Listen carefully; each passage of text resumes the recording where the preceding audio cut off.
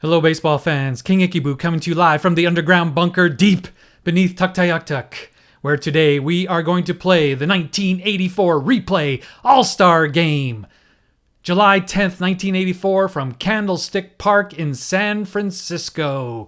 This is the massive project, the project of projects. It's been going on since November the 11th, 2015. Today is November the 1st, 2020, almost 5 years. And we are at the 1984 All-Star Game. We've been playing manually throughout the 1980s. And this is the 5th All-Star Game. 55th in real life, 5th in replay. 1980 All-Star Game was won by the National League 8-7. 1981 National League lost 3-2 to the American League. 1982 the National League 6 and the American League 1. In 1983, last year, the American League 4 and the National League 1.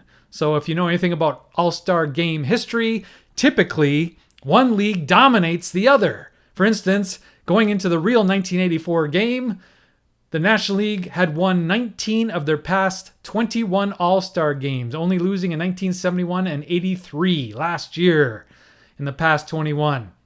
In the replay, however, we are more balanced. 2 wins apiece. And each team winning in their own National League ballpark or American League ballpark. So because this is a National League ballpark, San Francisco, the National League is the favorite. But now we are going to introduce, my favorite part of the All-Star Game is the introductions. I can go on YouTube and watch the All-Star Games just for the introductions, and I can turn them off. That's my favorite part. So we're going to have the visiting American League All-Stars. Here is the reserve pitching staff from the Toronto Blue Jays. Doyle Alexander, who is 11-4, 289 in the first half. This is his first replay All-Star game. He was not a real All-Star. From the Cleveland Indians, Bert Blyleven, 9-4, 276. It's his second replay All-Star game. He was an All-Star in 1981. Batting third. The third pitcher, Mike Boddicker of the Baltimore Orioles, 11-5, 349. It's his first replay All-Star game. And he was also a real All-Star, his first and only All-Star game in 1984. From the Cleveland Indians, Ernie Camacho, 4-1, 145 ERA, .86 whip, 21 out of 23 save opportunities. It's his first replay All-Star game. He was not a real All-Star. From the Kansas City Royals, Dan Quisenberry, 4-2, 169 ERA, .95 whip, 25 of 26, only one blown save in the first half. It's his second replay All-Star game, as he was an All-Star in 1983, and he was also a real All-Star, which was his third All-Star game. From the New York Yankees, Dave Righetti, 2-0, 113, some incredible relief first halves in the American League. 1.13, .86 whip. He was 26 of 27 in save opportunities. This is his second replay All-Star game. He was an All-Star last year. He was not a real All-Star in 1984. From the Seattle Mariners, Mike Stanton, 3-2, 231, 103 whip, 22 of 24 in save opportunities. His first replay All-Star game. And he's there probably because Seattle needs a representative. Now, Seattle's not doing too bad. This is probably their best showing of the replay here in 1984. But they just have a lot of good players, not all-stars. So their best player, their all-star, is Mike Stanton. From the Toronto Blue Jays, Dave Stieb, who has started the All-Star game the last 2 years, is not starting today. He is 11-6, 331. His third replay All-Star game is the starting pitcher in 82 and 83. And he also was a real All-Star, his fourth. And he was the starting pitcher in the real All-Star game. We can talk about that later. From the Milwaukee Brewers, Don Sutton, 10-4, 243, 1.12 whip. His fourth replay All-Star game. He was All-Star in 1980, 81, and 83. He was not a real All-Star. From the Minnesota Twins, Frank Viola, 11-5, 260, his first replay All-Star game. And from the California Angels, Jeff Zahn, 9-4, 261, 1.01 whip, his first Replay All-Star Game. A lot of first-timers amongst the American League pitchers. Now the reserves in the infield. We consider catcher to be infield. The backup catcher today from the Milwaukee Brewers, Jim Sundberg. He played in Texas first 4 years of this replay. Now he's in Milwaukee, and he's having his best season. Or one of it. He was the second time he's been in an All-Star game, so maybe not his best season, but a good season for Jim Sundberg, who was known as a defensive catcher, but he has good offensive numbers this year. 304, 362, 439 slash, 6 homers, 26 RBIs, 31 runs. His second replay All-Star game is an All-Star 1981, and he was also a real All-Star, his third appearance. From the Baltimore Orioles, first baseman Eddie Steady Murray. 312, 395, 525, 17 homers, 61 RBIs, 59 runs in the first half. This is his second replay All-Star game. He was not a real All-Star in 1984. From the Oakland Athletics, the second baseman Davey Lopes. Davey Lopes, his first year away from Los Angeles, went to Oakland, is now an All-Star. 291, 357, 520, 11 homers, 36 RBIs, 33 runs, his first replay All-Star game, even though in real life he was an All-Star almost every year. From the Minnesota Twins, Tim Tuffel, second base, 302, 377, 445, 7 homers, 41 RBIs, 56 runs, his first replay All-Star game. Makes you wonder why the Twins got rid of him and sent him to the Mets, or if he went on his own, not sure, but he should have stayed in Minnesota for years, but alas, he was not. From the Milwaukee Brewers, shortstop Robin Yount, and you'll notice, spoiler alert, even though Cal Ripken was a All-Star American League for like 18, 19 years in a row, he is not an All-Star here in the replay 1984, as he's been usurped by Robin Yount. 320, 379, 432, 5 homers, 40 RBIs, 39 runs. His third replay All-Star game is an All-Star in 1982 and 1983. He was not a real All-Star. From the Texas Rangers, third baseman Buddy Bell, 327, 393, 435, 3 homers, 30 RBIs, 51 runs scored. His first replay All-Star game, he was a real All-Star, and it was his fifth. Now the outfield for the American League from the Boston Red Sox. Outfielder Tony Armas, 279, 317, 541, leads the American League in homers with 23, 71 RBIs, 58 runs. His second replay All-Star game, he was an All-Star in 81 when he was with the Athletics, and he was a real All-Star, his second All-Star game. From the Chicago White Sox, outfielder Harold Baines, 283, 360, 527, 16 homers, 55 RBIs, 51 runs scored. His second replay All-Star game, he was a replay All-Star game appearance, was in 82. From the Detroit Tigers, 1984 Tigers, Chet Lemon, 312, 389, 565, 14 homers, 44 RBIs, 41 runs scored. His second replay All-Star game appearance, he last appeared in 1981 with the White Sox, and he was a real All-Star, his third All-Star game. And now, your starting lineup for your American League All-Stars. Manager of the American League. He is managing the American League due to leading the White Sox to the 1983 American League pennant, where he lost the World Series to the Houston Astros in a 4-game sweep. I'm supposed to be lauding his accomplishments of the man right now, so sorry. I'm supposed to be saying all these good things, but I'm talking about getting swept in the World Series, so sorry.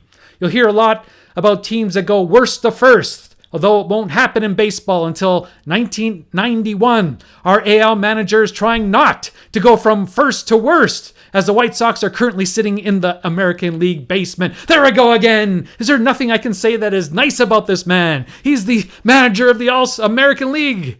He's a lawyer in the off season. So that's it. I can't think of anything good to say. And here in 2020, he's in the news just this week, and we've come full circle. He's back as the manager of the Chicago White Sox. Ladies and gentlemen, your 1984 American League All-Star manager from the Chicago White Sox, Tony La Russa.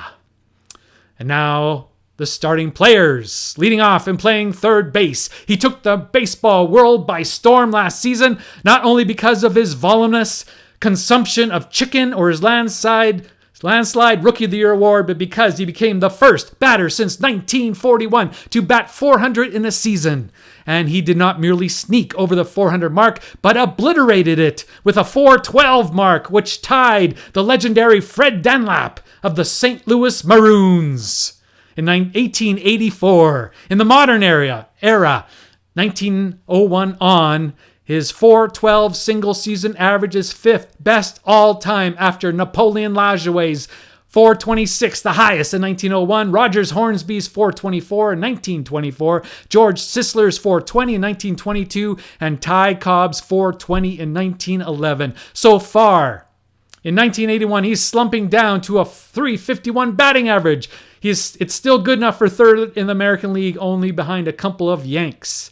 He is third in hits with 113, second in on-base percentage with 424. He is tied for seventh in walks with his teammate that typically follows him in the Sox lineup, Dewey Evans, with 41. He most likely will not be a back-to-back 400 hitter, but he's still back-to-back American League All-Star third baseman and leadoff hitter from the Boston Red Sox, not the New York Yankees. He will always be a Red Sox to me. Wade Boggs, 351, 424, 457, 5 homers, 34 RBIs, 47 runs. His second replay All-Star game. Like I said, he led off and played third base last year as well. Batting second and playing center field. Living in Canada. In the early to mid-1980s, I heard quite often that our all-star center fielder was a future MVP. Well, it didn't quite work out. But the way he's performing so far in 1984, you can see where such talk was coming from. He is universally known as the Shaker, which has nothing to do with his skills on the baseball field nor the dance floor. I will always remember sitting in my car in a Seattle parking lot near the Kingdome and seeing him walk right in front of my car. No, I did not chase after him with my pen and paper. One of those people who bug baseball players in their private time. I just enjoyed the moment. He has endeared himself to Canadians forever by choosing to live in his adopted country right full-time, right up to the present day. He is currently 9th in the American League in batting average, 314, tied for second in RBIs with a eye-popping 71. He leads all of baseball in runs scored with 73, and no one else even comes close. He is 6th in the American League in hits with 105, 7th in on-base percentage with 387, 5th in slugging with 551, which means he has a very healthy OPS of 938, which is good for 5th in the American League. He also leads the American League in triples with 10 and is 4th in stolen bases with 34. And greatest of all, he is one of the main reasons why his team has a best record in baseball by 5.5 game margin over the Cubs, and why they lead the seemingly invincible Detroit Tigers by 13.5 games at the break. From the Toronto Blue Jays, Lloyd Moseby. 314, 387, 551, 13 homers, 71 RBIs, 73 runs, 34 stolen bases, 7 caught. His first replay All-Star game. Batting third and playing first base. Yankee fans and non-Yankee fans who remember the 80s have to agree he's one of the greatest players not in the Hall of Fame. The only reason he's not a career cut short by back issues, and I do not mean past copies of Mad Magazine. He had a very good rookie campaign in 1983, which was totally overshadowed by Wade Boggs, but there will not be any Boggs shadow obscuring his performance this year. In real 1984, he and teammate Dave Winfield held a magnificent race for the AL batting title, which went right down to the final game of the season, won by this man over Winfield by percentage points. That looks like it could very well be duplicated in this replay. The amazing thing is that he will only be better in 1985, which is great, arguably the greatest individual season by any hitter in the decade. So expect him to be right back, batting third and playing first base for the American League All-Stars next year. He's currently second to Winfield in batting average with a 362 average, which is third best in baseball. He is tied for 4th in homers with 18, 1st in baseball in RBIs with 73, second in hits with 115, fifth in on base with 392, second in slugging with 629, second in baseball with OPS with 1.021.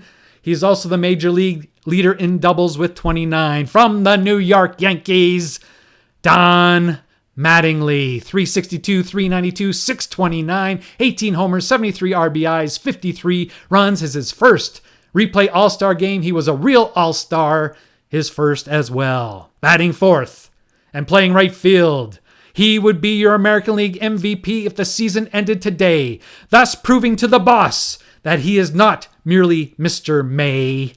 While in real life, he had a legendary feud with George Steinbrenner. Here in the replay, he and George are the best of friends, getting together on Thursdays when at home for barbecue and a friendly game of Twister. It is easier to be in the boss's good graces when you're putting up numbers like these. First in the major leagues in batting average, being the one in 1984, not Boggs, who is currently chasing 400, sitting currently at 393. Third in the AL in homers with 21, which is quite remarkable given that his real 1984 total was 19 for the entire season. Fifth in the American League in RBI with 63. Eighth in hits with 103. Remember, he missed 2 weeks in April due to injury. He's first in baseball in OBP, 434 on-base percentage, 698 slugging percentage for a incredible OPS in the 80s. You just don't see these numbers. 1.132 from the New York Yankees, Mr. not only May, but every month of the year, Dave Winfield. 393, 434, 698, 21 homers, 63 RBIs, 50 runs, his third replay All-Star game. He was also an All-Star in 1980 with the San Diego Padres and last year with the Yankees in 83. And he was a real All-Star, his eighth. Batting fifth and playing left field, the two Yankees in the middle of the lineup are being bookended tonight by two Blue Jays. This is his first full season in the majors and is making quite an impression. However, that impression has not lasted into the present day, as he is generally forgotten, even though he has finished in the top 10 of the American League MVP voting 4 times, finished in the top 5 3 times, and won the award outright in 1987. Now he's basically remembered as a footnote in Cubs history as the guy they traded to the White Sox for Sammy Sosa. Back here in 1984, he is 12th in the American League in batting average with 311. However, it's his power and run production that is his specialty. He is second in the American League in homers with 22, fourth in RBI with 65, third in slugging with 615. He is eighth in two-baggers with 22 and fourth with OPS with 9.947 from the Toronto Blue Jays in the position he loves to play, not DH, but left field, George Bell. 311, 332, 615, 22 homers, 65 RBIs, 55 runs scored, his first replay All-Star game, and he will be very prominent for the rest of the replay, and thus the rest of the decade. Batting sixth and playing second base, like Wade Boggs, he's repeating as AL All-Star starter after batting third in the lineup last year. He's been in and out of the California lineup this season, playing in only 47 games, and therefore is not able to qualify for the American League batting race. In spite of this, he still leads most American League statistics among second basemen. Even in limited plate appearances, he's one of the reasons why his team is in first place in the American League West at the break. From the California Angels, Bobby Gritsch. 309, 312, 612, 12 homers, 35 RBIs, 27 runs, his fourth replay All-Star game, having played in 1981, 82, and 83. Batting seventh and playing shortstop. He also is responsible for knocking out Cal Ripken Jr. out of the All-Star game.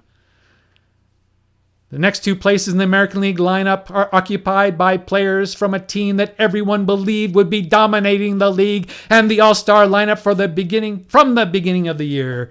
Everyone has to be astonished that they find themselves tied for third with the Yankees, 13 and a half games out of first. You can't blame the American League starting shortstop for their disappointing first half. Cal Ripken dominated the shortstop position for 19 straight years, but in the replay, this Tiger knocked him not only out of the starting lineup, but out of the game itself.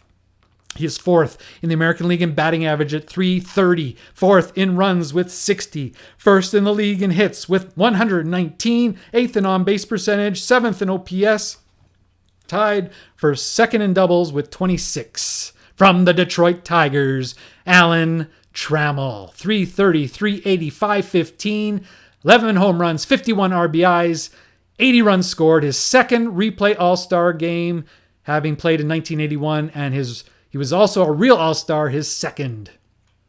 And batting ninth and catching, the second member of the Tigers in the starting lineup is their starting catcher. He has dominated the catcher position in the American League throughout this replay. This is his fourth time as the American League starting catcher. Therefore, you can make the argument he could be this project's MVP so far, although Michael Jack Schmidt would have something to say about that. In 1984, he doesn't make the top 10 in any categories, and while Jim Samberg might lead the catcher position in batting average and OPB, our starting catcher has a lot more power. I had this poster on my wall as a kid posing with a huge tiger. A quick search makes it easy to find. That was on my wall as a kid.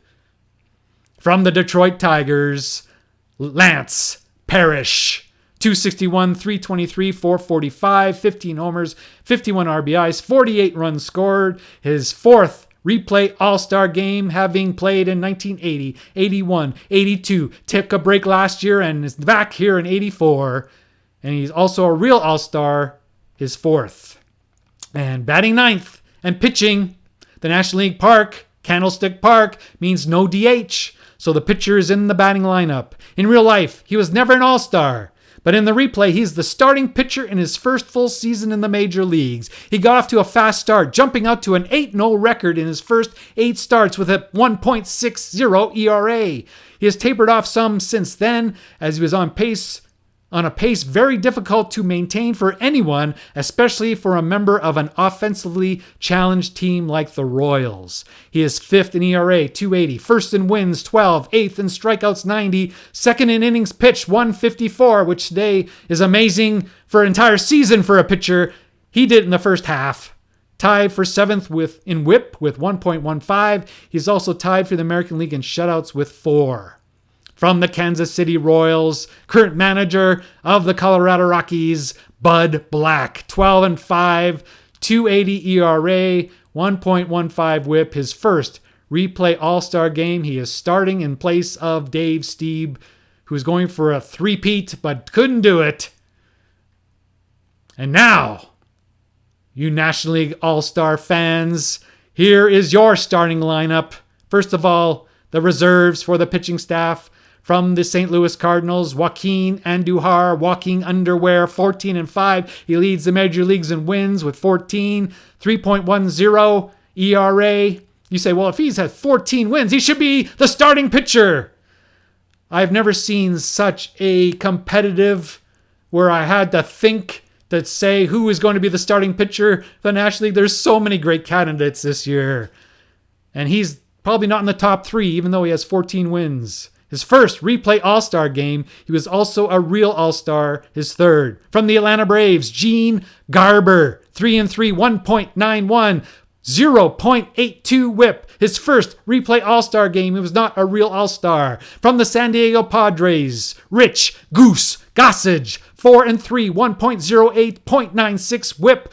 19 saves and 21 opportunities. His fourth replay All-Star game, all with the Yankees, 81, 82, 83. Now with the Padres, he was also a real All-Star, his 8th. One of those supreme candidates for the starting position was the real starting pitcher for the National League from the Montreal Expos, Charlie Lee. Look at these numbers, 11-3, 1.67 ERA for a starting pitcher, 0.97 WHIP. It's his first replay All-Star game.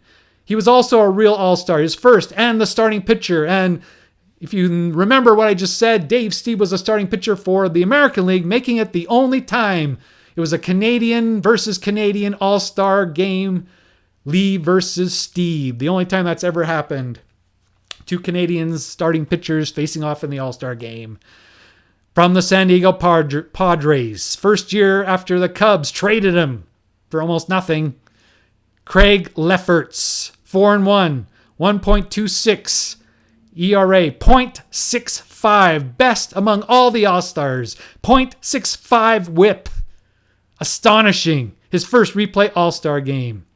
From the Houston Astros, not Phil, but Joe Niekro, 10-6, 2.81 ERA, 1.19 whip, his first replay appearance in the replay All-Star game. From the New York Mets, Jesse Orosco, 4-1, 248, 0.98, 16 of 19 in save opportunities. His second replay All-Star game, he also played in 1983. He was a real All-Star also in 1983 and 84. From the Montreal Expos, another one that could easily be starting this game.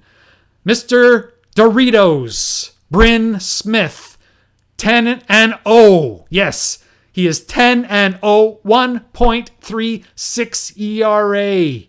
I say Mr. Doritos because he complained when he lived in Montreal in the 80s why there were no Doritos in Canada. He was reported in Sports Illustrated to complained about that. Well, they have Doritos in Canada now, so you can move back now, Bryn Smith. All is clear. 10-0, 1.36 ERA, 1.03 whip, his first replay All-Star. You say, well, how can th0 guys, one was 10-0, 1.36, one is 11-3, 1.67. How can these guys not be the starting pitcher in the All-Star game? You will find out. Yes, you will find out. From the Cincinnati Reds, Mario Soto, only 5-8 because his team can't get him any runs, but he's a great pitcher. 2.97 ERA, 1.14 whip. His third replay All-Star game. He pitched in 92 and 93, and he was also a real All-Star, his third and final All-Star game appearance. Yes, someone from Cincinnati has to appear. He's their best player, so it's natural that he be in this game. From the Chicago Cubs, Rick Sutcliffe, the real Cy Young Award winner in the National League in 1984. You say, what? 12-4? He only lost one game. Well, he until the middle of June, he was in Cleveland and was having a great year in Cleveland. But putting together his Cleveland and Cub numbers, he's 3-0 for the Cubs so far. But he's overall 12-4, 311, 1.14 whip. His second replay All-Star game appearance. He appeared in 1983. And because I've been working on this for like 3 days. And I enjoy it and all, but I get tired and I get distracted maybe. And when I set up the teams, I forgot to put Rick Sutcliffe in. Instead, I put Rick Russell. Rick versus Rick. So Rick Russell is not in the game. We'll just pretend he got hurt and he's not available. So there's still plenty of other pitchers that the National League can use, but he will not be playing in today's game because I screwed up. But there's plenty of others, like I said, including the final reserve pitcher from the St. Louis Cardinals, Bruce Sutter. 0-1, .88 ERA, 0.78 whip. His fifth. Oh, I didn't put how many saves ops. I think he's something like 26-27 in save ops. He is incredible and one of the reasons why the Cardinals are right in it in the National League. I'll maybe show you the standings after we finish this. His fifth replay All-Star game. So far, he's the first to appear in every All-Star game. 1980, 81, 82, and 83. And he was also All-Star real, his sixth and final appearance for the All-Stars. Now, the infield reserves. From the Pittsburgh Pirates, catcher Tony Pena, 296, 327, 455, 8 homers, 36 RBIs, 47 runs. His first replay All-Star game, he was also a real All-Star. His second. From the Chicago Cubs, the first baseman Leon "The Bull" Durham, 275, 357, 565, 15 homers, 63 RBIs, 44 runs. His first replay All-Star game. And the Cubs were cruising. They were mighty. And then Leon Durham went down with injury about the 20th or so of June, and the Cubs have sucked. He is the man. You think Ryan Samberg is the man for this offense? No, it's the Bull. He goes down, the Cubs basically collapse. But he is available now, and he's going to be playing in the All-Star game. From the Chicago Cubs, second baseman Ryne Samberg. What? He's not the starter? Well, he was doing all right until Leon Durham went down. Batting behind him, well, actually it's Sarge and then Durham. But he has stunk since the Samberg game. He's like batting 114, and he's batting something like .83 in the month of July. And yes, you see the numbers. He does not deserve to be in the starting lineup. 265, 331, 459, 12 homers, 58 RBIs, 59 runs. First replay All-Star game. He also, of course, was a real All-Star, his first. We'll see who surpassed Rhino and beat him into the starting lineup in a moment. From the New York Mets, shortstop, third baseman, Hubie Brooks. 337, 422, 508. You can see why the Montreal Expos traded for him. Gave up Gary Carter for him because he was amazing in 1984, but I don't know if he ever came close to these numbers ever again. 14 homers, 48 RBIs, 31 runs, his first replay All-Star game. And finally, rounding out the reserves from the Los Angeles Dodgers, third baseman Pedro Guerrero, 324, 369, 506. 14 homers, 38 RBIs, 44 runs scored for a very offensively challenged Dodger team. His second replay All-Star game, last in 1981. Now the outfield reserves. From the San Diego Padres, Tony Gwynn, 354 average, 413 on base, 430 slugging, 2 homers, 41 RBIs, 47 runs. His first replay All-Star game. He was also a real All-Star, his first of 15. From the Pittsburgh Pirates, Lee Lacy, 349, 398, 488. And for some reason, they don't play him every day. I don't know why the Pirates, who don't have exactly the greatest offense in the world, do not play Lee Lacy every day because he's amazing. 5 homers, 35 RBIs, 32 runs, reflective of his part-time status. His first replay All-Star game. From the San Diego Padres, the leader in the National League in batting, Kevin McReynolds, 375 on batting average, 415 on base, 550 slugging, 11 homers, 35 RBIs, 45 runs, his first replay All-Star game. And from the New York Mets, one of 5 Mets playing in this game, Darryl Strawberry, 278, 371, 484, 14 homers, 43 RBIs, 51 runs scored. His first replay All-Star game. He was also a real All-Star, his first. Now the manager of the National League. Quick, can you, without looking, name the manager of the Houston Astros in 1983 and 1984? You are a better person than me in each and every way if you can. After leading the Astros to the 1983 Replay World Championship, he should be a household name, but unfortunately, he is not. It is good that his 1983 World Championship has put him in the spotlight today, at least as a National League All-Star manager. You can say that he is a Houston baseball lifer, having been a member of the original 1962 Houston Colt 45s. He'll be fired at the end of the 1985 season when he'll be replaced by Hal Lanier, who will promptly take the team that Lillis groomed and molded into NL West champions. From the Houston Astros, Bob Lillis, National League manager, defending world champion manager of the Houston Astros. Now the starting lineup for the National League. Leading off and playing left field. He's leading off in the All-Star game and is regarded as the second greatest leadoff hitter in history. But in 1984, his club had him in the 3-hole. This maybe is one of the reasons why his team has difficulty scoring runs. He will always be compared to Rickey and always be regarded as second to Rickey. However, he has outshone Rickey by a significant margin in this replay year after year.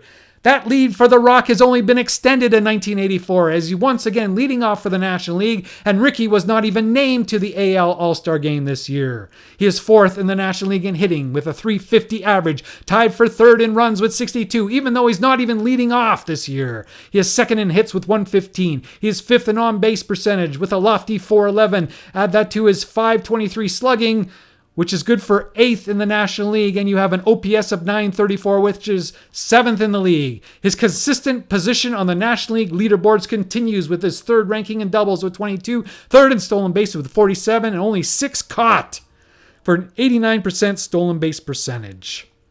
From the Montreal Expos, Tim the Rock Raines, 350 batting average, 411 on base, 523 slugging, 9 homers, 50 RBIs, 62 runs, 47 stolen bases, 6 caught. His 3rd replay All-Star game appearance, having appeared in 1981 and 83.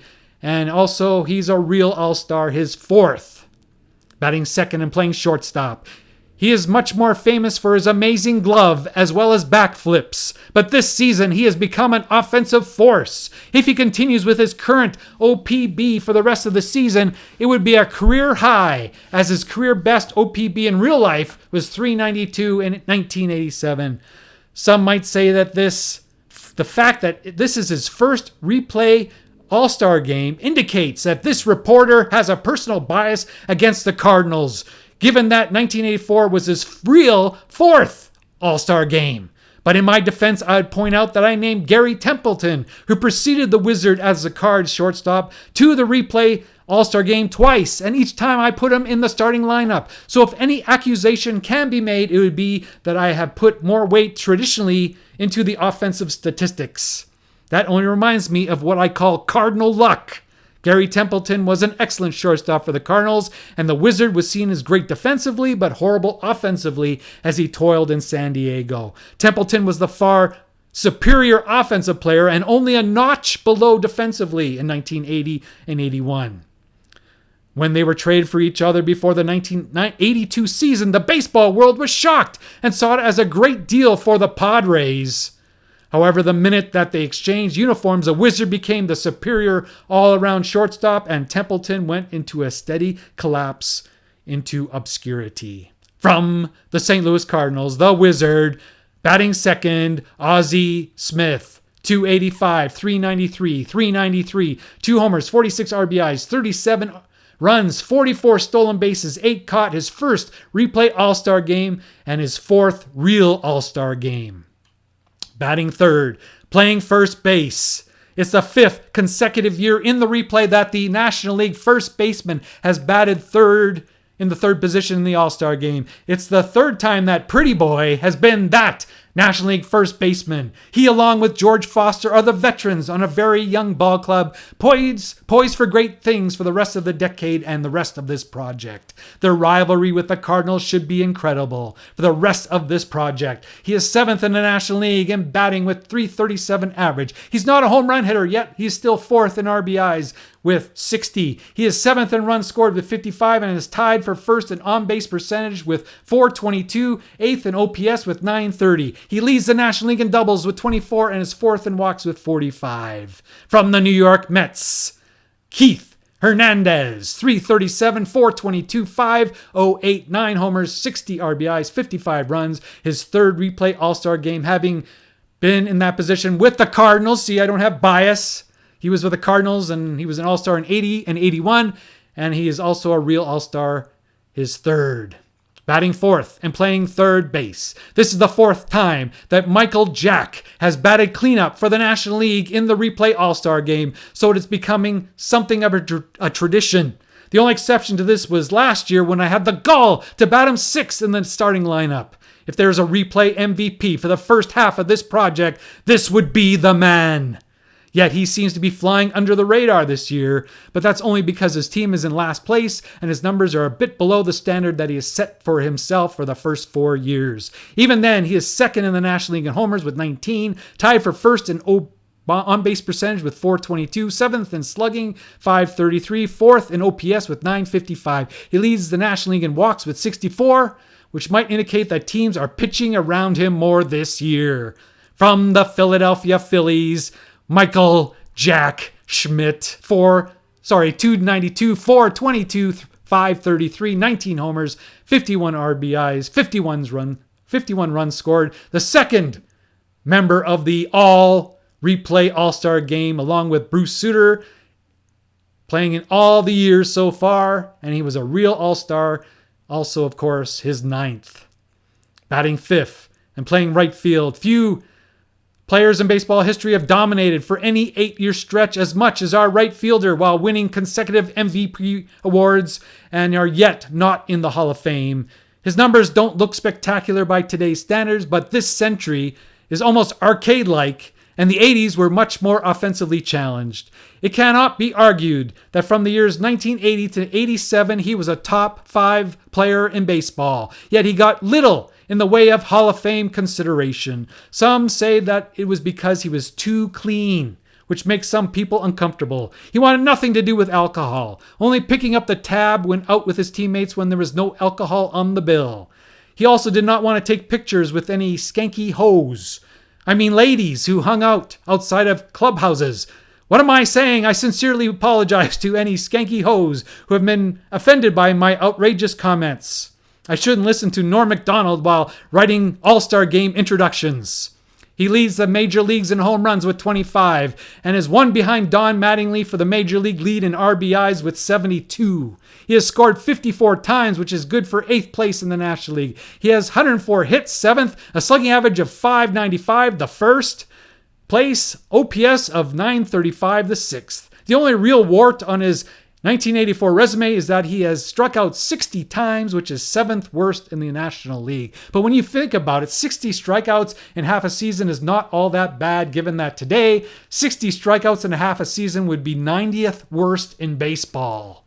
From the Atlanta Braves, Dale Murphy, 296, 340, 595, 25 homers, 72 RBIs, 54 runs scored. This is his 4th replay All-Star game. The only time he did not make it was 1981, and he was a real All-Star, his 4th. Batting 5th and catching. The same question goes for our National League catcher as we asked for the National League leadoff hitter. Where would the Expos offense be without his bat?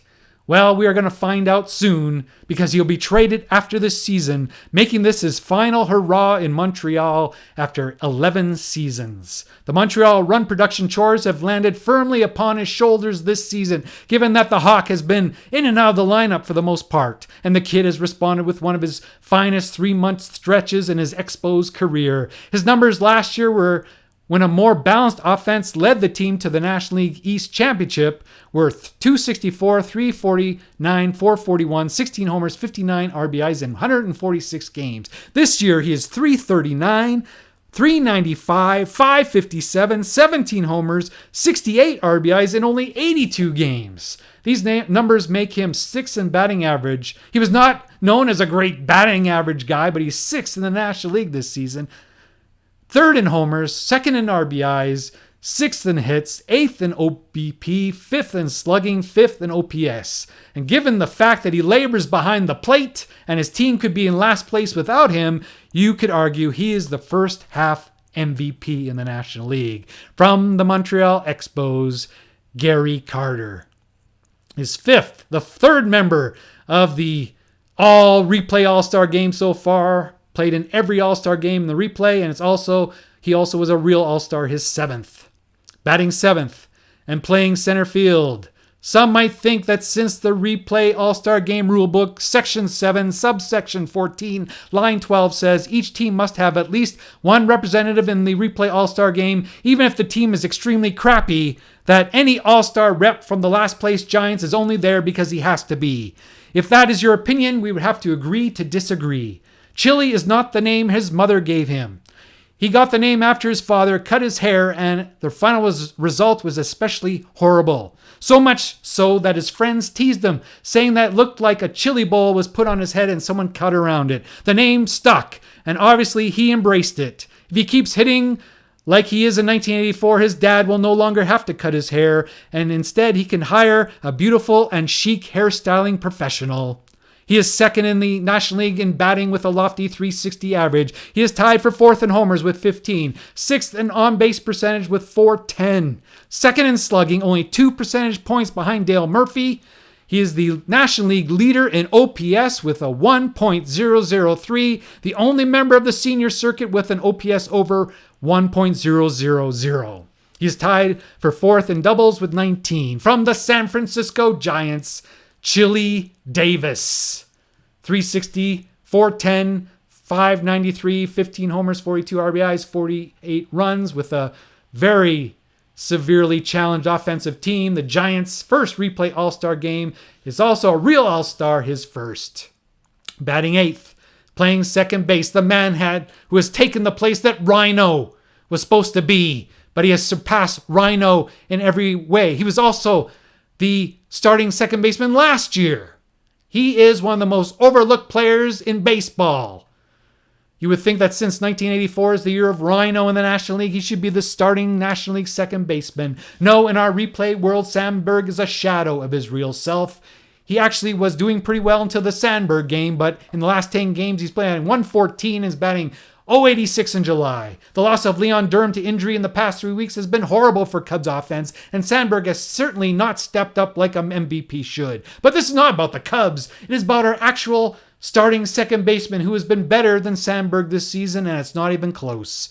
It is his second straight National League start at second base. We talked last year about he tends to be overlooked. Will he be back-to-back replay All-Star game?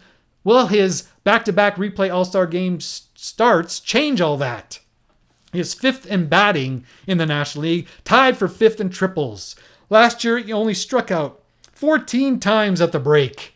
The question is, has he lived up to that lofty standard in 1984? I am afraid to say he has not, since he's already struck out, 17 times in half a season. What do you have to say for yourself, young man? From the Pittsburgh Pirates, Johnny Ray. 341, 385, 504, 4 homers, 38 RBIs, 31 runs scored, his second replay All-Star game. And now, what you've been waiting for, the National League starting pitcher, batting ninth and pitching. This rookie phenom has taken baseball by storm in 1984. He has never pitched above A-ball before this season, and some question the Mets' wisdom in breaking in a 20-year-old pitcher at the major league level. Those questions were quickly dispelled.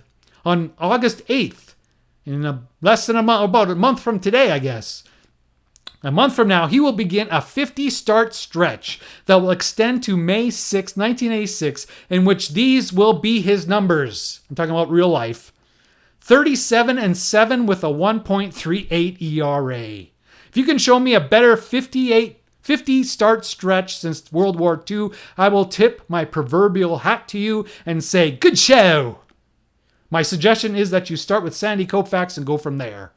He is fourth in baseball in ERA, and it's only surpassed by 3 guys with sub-2 ERAs. He is second in wins, first in strikeouts by a country mile, 171 in 139.1 innings. He is second in batting average against. Helpless National League batters are batting 182 against him. He is second in whip with .98.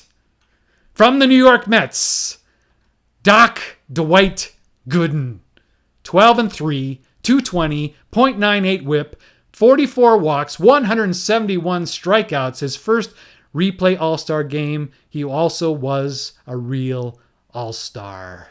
That's your lineups for your National League All-Star game. And here they are. We are playing right now. The All-Stars leading off is Wade Boggs facing Dwight Gooden. Make sure that we'll hit this just to get it going. And he walks. Boggs is on first base. So here brings up, where's this option? This is, okay, to click, to go. No, we'll use team name. I should have checked this. We're changing the rules because I had to set up a whole new game. I forgot to do the rules. Okay, that's manual click, move next manually. Yeah. I think that's what I want. Okay, we'll see. Okay, here's Mosby with Wade Boggs on. And he gets what should have been a hit, but Gooden takes it away. So Boggs goes to second base on the ground ball, 3-1. Man in scoring position for Mattingly. And he singles and scores. The American League is up 1-0 thanks to the great Don Mattingly. He just hits and he hits and he hits. And here's his teammate Dave Winfield. In real life, he had a .393 on-base percentage. In the replay, he's batting .393. Batting .393, not his on-base percentage. And Gooden already has a 27 ERA. Mattingly's on first. Here's the pitch to Winfield. He grounds out. Takes away another hit, the second of the inning. And then Winfield advances Mattingly 5-3. And here's George Bell. Can he get him home? Nope, he strikes out. So after half an inning, the American League 1-0. Here's Bud Black to face Tim Raines. And he grounds out. Ozzie Smith has a 6-6. This is par for the course for the Cardinals. They get all the rolls, which is, I should have showed you what the standings are. Let's see. The National League standings, if you're not following it on the website or on the forum, I'll show you now what the standings are in the National League. We'll go to text files, I believe. The standings for 1984 so far. You'll be surprised. In the American League East, Toronto has a 9-game lead, not over the Detroit Tigers, but the Cleveland Indians. Toronto is 59-26. And the Tigers at the All-Star break, let's see what they were. It's coming close. What was the Tigers' record at the All-Star break? July 7th, July 8th, July 9th. Okay, so at the All-Star break, the Tigers were 57-27. All right, so the Blue Jays at the break, I guess I got to show you this one. 59-26. They are better than what the Detroit Tigers were real at the All-Star break. That tells you something. And they lost the last 3 games. So they could have been, if they won the last 3 games, they could have 62 wins at the break. They are incredible. Just a very balanced team. Their one weakness probably is their bullpen, but their starting pitchers go so deep in the game that it really doesn't hurt. And you see the Tigers, who are really 57-27 at the break, are tied for third with the Yankees, 13.5 games back. Boston, who had a pretty decent season, are in last place. In the American League West, this was won by Kansas City. Kansas City's in third place, 2 games back. It's a very tight race between California, Minnesota, and Kansas City. And Seattle, with a pretty balanced lineup, is trying to get in the race. They were down here with these other guys, but they are doing better recently. 3 games in a row. They're the hot, well, along with White Sox, I guess they're the hottest team going into the break. Like I said, the White Sox are in last place, tied, however, but have the worst percentage. But California is in first place. 1 game back is Minnesota, and Kansas City third. In the National League, the Cubs, in spite of slumping mightily after Bull Durham went down, still have a 6-game lead over the Cardinals, who are 6 games back. Montreal, thanks to their starting pitching, which is incredible, and 2 players, The Rock and Gary Carter, which is their entire offense, are 7 games back. The Pirates, doing very well, figuring that they were in real life, they were last place. They are 9 games back. The Mets were in last place, but they are doing much better. They're 8-2, the hottest team in baseball going into the break, won 5 in a row. They're trying to get back in the race. And Philadelphia's in last place with 40-44 in the National League West. The Padres are going to run away with this. These teams are very poor. Nobody has that San Diego, if I'll be eating my shorts if they don't win the National League West. Houston, the defending world champions, are second, 6 games back, and these guys don't have a hope. So that is the standings going in. But now, like I said, the Cardinals get all the rolls, and let's see what he gets here. 11. So Ozzie Smith just doesn't hit home runs. This will be a triple, and Ozzie Smith is on third base. So Bud Black is in jeopardy of losing the lead right away. Here's Keith Hernandez. And he hits a sacrifice fly. The game is tied. Here's Schmidt. Schmidt homers. Schmidt homers off Bud Black, and the National League leads 2-1 because he's not getting pitched around because Dale Murphy's behind him. Here's Murphy, the National League leader in homers, and he flies out to center field. So after 1 complete, it's 2-1 National League. Here's Bobby Gritsch, and he grounds out. Alan Trammell, he flies out. Lance Parrish, he flies out. Here's Gary Carter. Grounds out. Davis grounds out. Johnny Ray, all he does is hit. 341 average. Gets a hit there. And Dwight Gooden, these guys will all pitch 3 innings. So he'll hit here for himself. And he is a wild pitch. And we're short 1 pitcher. So he will continue to hit for himself. He strikes out. Okay, we go to the 3rd inning. It's still 2-1. Here's Bud Black. Okay, he's pitched 3. No, he's pitched 2 innings. They have more pitchers. So I'm going to bring in a pinch hitter. Or will I? No, we'll let him hit for himself. We'll let these guys go 3 innings. So he strikes out. Wade Boggs strikes out. That's something when Wade Boggs strikes out. Mosby flies out. Okay, here is Tim Raines. He gets 3-3. He has some homers on there. 24. He's going to double. He's going to double, man, on second base. Tim Raines with nobody out. Here's Ozzie Smith. He caught stealing Rock Raines, who hardly ever gets caught stealing, but it's really on Smith's card. But he plows into Boggs. Boggs holds on to the ball from Lance Parrish. He's injured, but we won't count that because we won't penalize the Red Sox for something that happens in the All-Star game. But he is out at third base. So Ozzie will continue to bat, and he gets a base hit. And I don't normally play with the small C, but in this case, Ozzie steals second base. Because I forgot to take it off the little C. But that's what we do for the All-Star game. Here's Keith Hernandez. Sacrifice fly, first time up. And he grounds out to the pitcher. Ozzie Smith goes to third. Here's Michael Jack Schmidt, who homered last time. And he grounds out. So after 3 complete, it is 2-1 National League. So we are going to now bring in a pitcher for Dwight Gooden. And we'll bring in, not Rick Russell, who shouldn't be there. We'll bring in Walking Underwear. And there he is, the Major League leader in wins with 14, Joaquin Andujar. He's going to face Don Mattingly, who singled and scored a run, or he drove in a run first time up. And got to hit this. So he pops out to short. Here's Winfield. Flies out. George Bell grounds out. And Bud Black will now be taken out of the game. So we don't start taking starters out till the 5th inning. So we'll bring in now a reliever.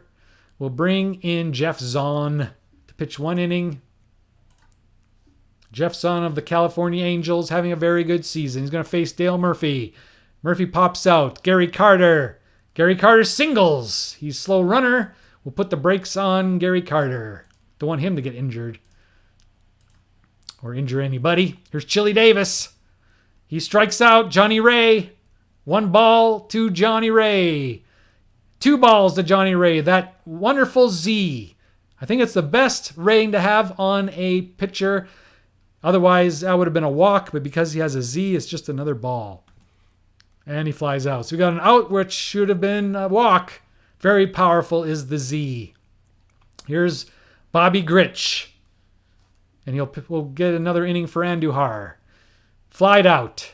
Single for Trammell. Trying to come back. They're down by 1. Here's Lance Parrish. Pop out. And Andujar is lowered. And we are going to have a batter for Zahn. We will bring in who? Probably an outfielder, Harold Baines. Harold Baines will come in to face Andujar with a man on. See what he can do. The lone representative for the Pale Hose. What can he do? We got to get it off here. Okay. I got to hit the roll dice. He has 1 ball. No strikes. Because of the Z. Should have been a base on balls, but Andujar has the Z, and he took away a walk. And ended up being a fly out. So after 4.5, it's still, we thought the first inning was going to be a lot of scoring, but the pitchers have clamped down. After we're halfway through, it's still 2-1 National League. And we're going to bring in a new pitcher for the American League. We'll bring in who? We'll bring in Dave Stieb, who started this game, so he at least should appear. Here is the pitch. He's going to face, we're going to face Andujar, pitch 2 innings. He'll come out. And we'll bring in Strawberry to face him. To face Steve. Here we go. Single and steals second for Strawberry. So Steve's in trouble. Doesn't want to go down 3-1. Here's the Rock. He is ground to short. He hit a double and got caught stealing, injuring Boggs, who's still in the ball game. Okay, so Raines will still hit. And here's a chance at an error. No error. Strawberry goes to third.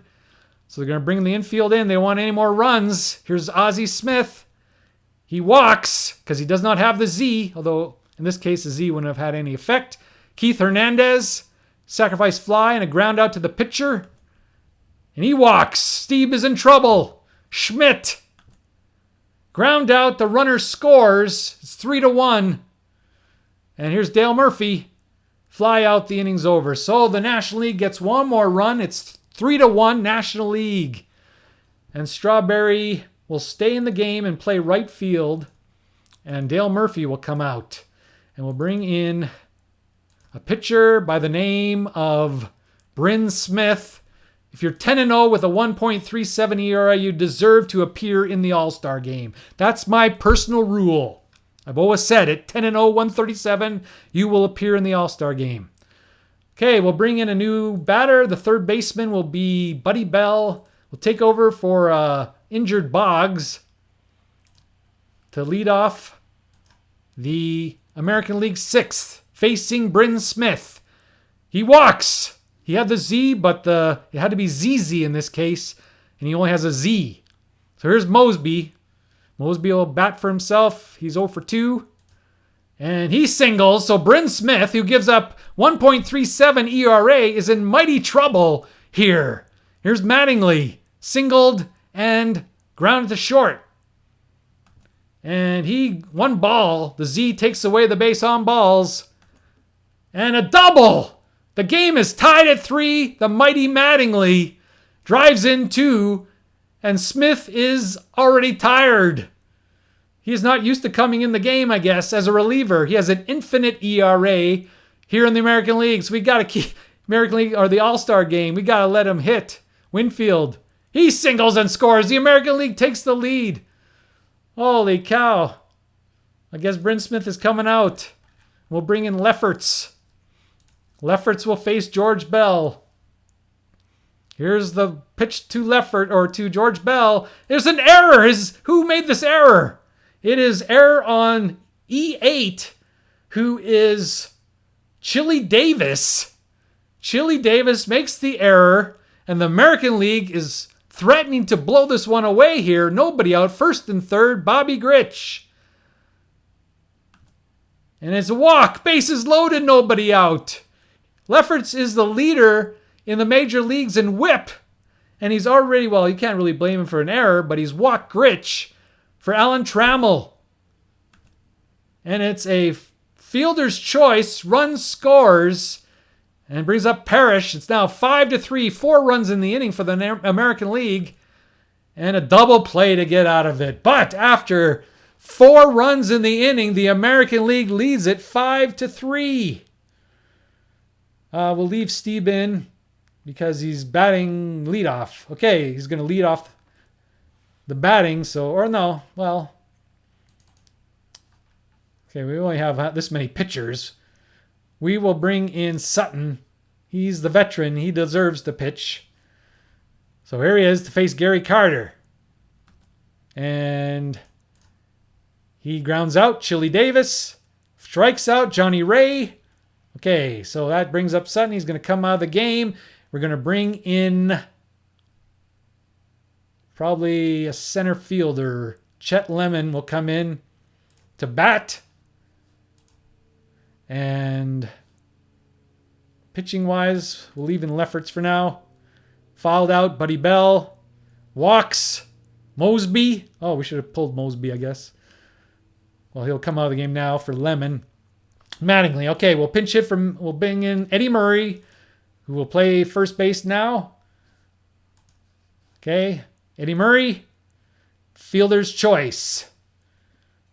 All right, so Lemon will stay in the game and play center field, and Mosby comes out. And the new pitcher for the American League will be... We'll bring in Mike Boddicker. Sure, why not?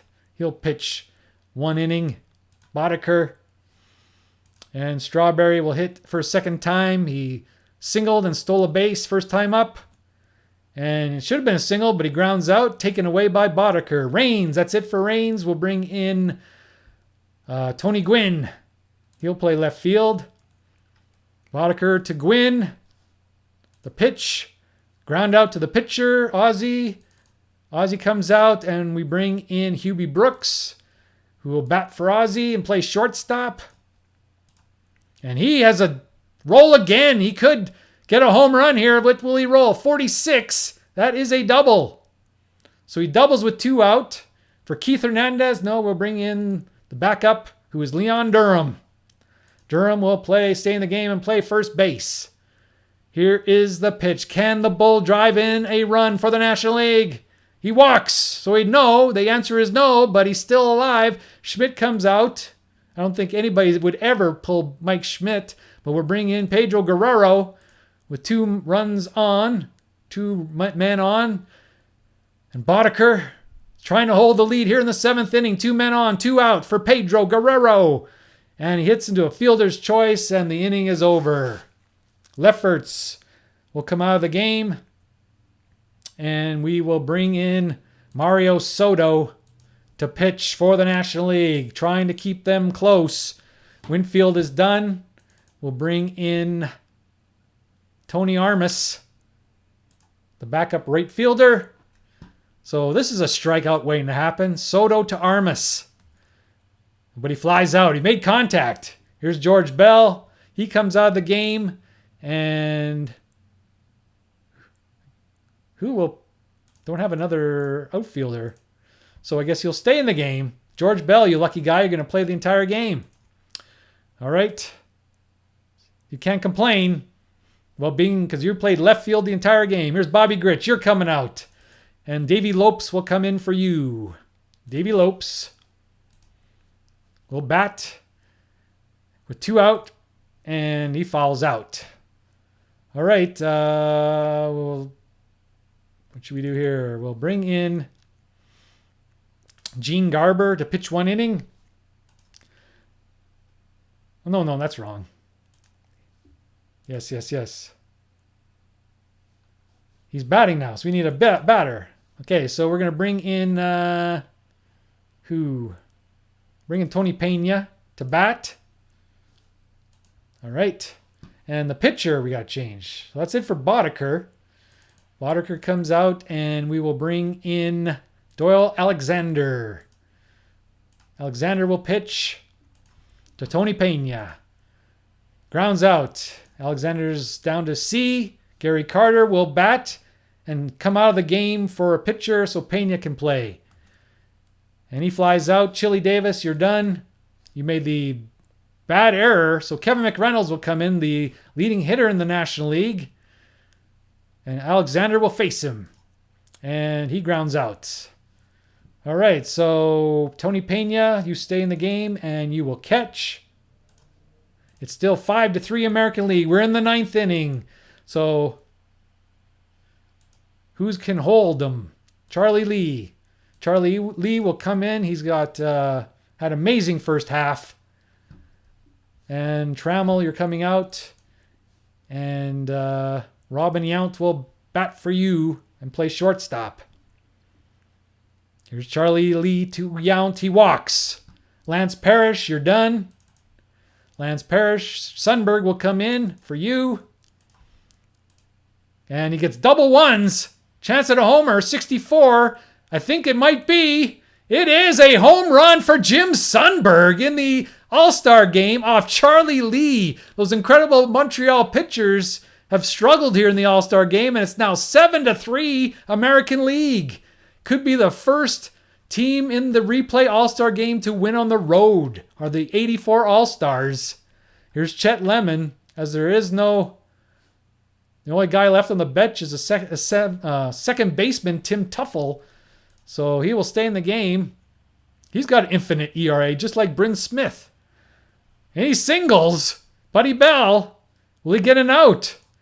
54, all good. Montreal starting pitchers got an out. Alexander comes out of the game. Tim Tuffel comes in. The last batter standing for the American Leaguers. They got everybody in. Charlie Lee. Possible error, almost an error, but instead it's a double play. All right, so I think Tuffel will stay in the game and play second base because he's the better second baseman. A 9 versus Lopes' 5, which is terrible. Change player, pitcher. We will bring... Who will close this baby? Not really a closing situation. We will bring in Macho Camacho. Got to get a Cleveland Indian since they're second place. Got to get him into the game. Ernie Camacho. He will face Ryan Samberg to lead off. Here's Camacho to Samberg. Grounds out. His horrible hitting continues. Okay, who's left? There's Lacey. Okay, we'll bring in Lee Lacey. The last batter. So every batter has gotten to this game. What great managing. As every batter has come into this game today. Lee Lacey. Ernie Camacho. Can the Nash League come back? I don't think so. They only got 2 outs left. Pop out. Tony Gwynn. That is it. The game is over. The American League wins. We'll save this game. We'll save it in the 1984. So we'll put American League 7. Oh, I got to turn on the number lock. American League 7. National League 3. Do you want to say? Oh, I had a date for yes. It is 7. Was it 11? 1984. There we go. Game saved. And we'll just... Okay, so the winner is Steve. All these guys, not all of them get holds. These last 3, until the 9th inning, they get holds. Camacho does not get a save. Bryn Smith gets a blown save. So that makes Andujar gets a hold. And that is the official blown save data. Do you want to include this game as part of your replay? Yes. Game stats imported. And here it is. So let's look at the box score. And we will come up with a MVP. So if you look at MVPs, of course it's from the American League. You could point to Jim Sundberg, although it was just icing on the cake. But I would have to say, if we're going to award to a batter, it's going to have to be the man, Don Mattingly. 2 for 3 with 3 RBIs and a run scored. He hit a double and no home runs. Sundberg and Schmidt hit the home runs. If you're looking at pitchers, nobody really stood out. Walking Underwear, probably, but he's in a losing team. He's got an infinity ERA, to infinity and beyond. So we will give the Chevrolet, what would it be back then? Chevy Blazer, to Don Mattingly. The 1985 Chevy Blazer goes to Don Mattingly as All-Star Game MVP. Congratulations, Don Mattingly. You are the MVP. And you could easily be the MVP next year also, because you have your greatest card of your life in 1985. Anyway, thank you for tuning in today to the All-Star Game, 1984 All-Star Game. As the final score, the American League All-Stars 7 and the National League All-Stars 3. This is King Icky Boo signing off. We'll see you next time. Goodbye, everybody.